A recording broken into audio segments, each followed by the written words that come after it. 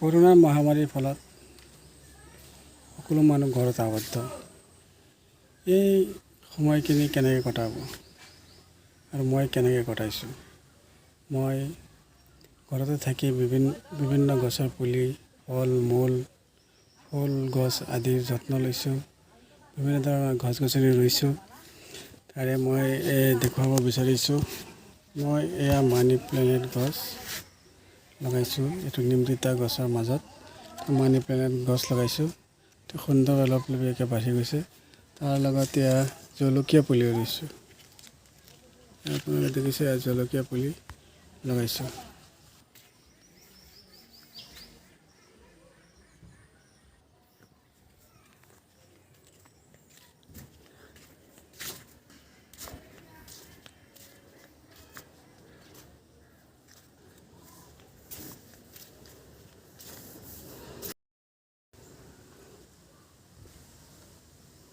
বগা জলকীয়া খুব জ্বলা, এইটো জলকীয়া খুব জ্বলা।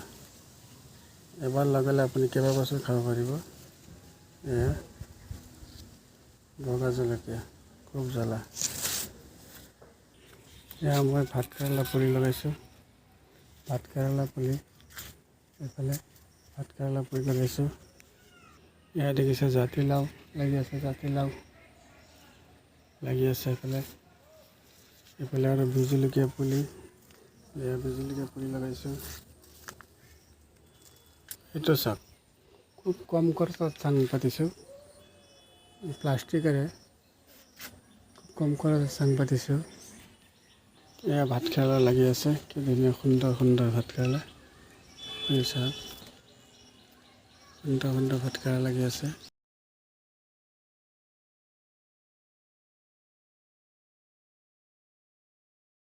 লাগি আছে, চাইছে কি ধুনীয়াকৈ লাগি আছে ভাত কেৰেলা গছত। এয়া ভাত কেৰেলা লাগি আছে। মই খুব কম খৰচত আধা ঘণ্টাত ইমান ডাঙৰ চাং বনাই দিছোঁ সূতাৰে। আপোনালোকে চাওক, ঘৰতে বহি খুব কম খৰচত এনেকৈ সুন্দৰকৈ আপুনি এটা চাং বনাব পাৰে। তাত লপলপীয়াকৈ ধুনীয়াকৈ সুন্দৰকৈ এনেকৈ ভাত কেৰেলা এনেকৈ লাগিব। খুব কম খৰচত এনেকৈ চাং বনাই দিব। এনেকৈ সূতা দিব, এনেকৈ সূতা দিব, দি পেলাই এটা মঠাৰি দি দিছোঁ। এনেকৈ মই দীঘলীয়া 15 মিনিটৰ ভিতৰত এটা চাং, মস্ত চাং সাজি দিছোঁ। এয়া মোৰ জলকীয়া, বগা জলকীয়া গছ, এই দুজোপা আজি 2 বছৰ ধৰি খাই আছোঁ। এফালে লগাইছোঁ ভোল, তুৰৈ খেতি, তুৰৈ গছ এফালে লগাইছোঁ।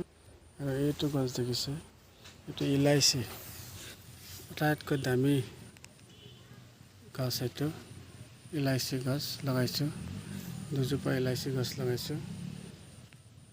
আৰু এইফালে লগাইছোঁ কুঁহিয়া খেতি।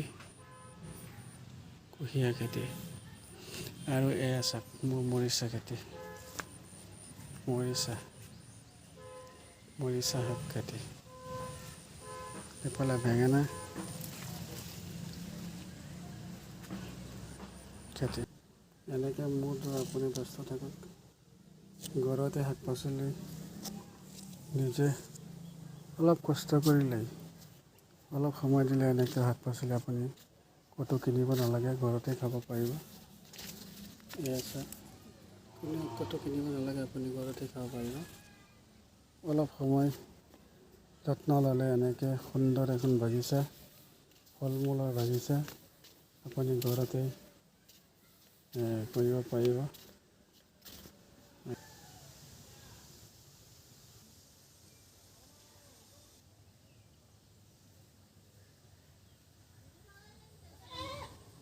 আৰু মই ঘৰৰ ভিতৰতে কিছু পুলি লগাইছোঁ।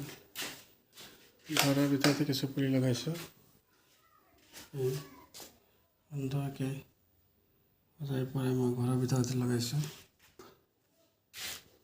এইটো মই ঘৰৰ ভিতৰতে সুন্দৰকৈ ডাইনিং টেবুলতে থৈ দিছোঁ।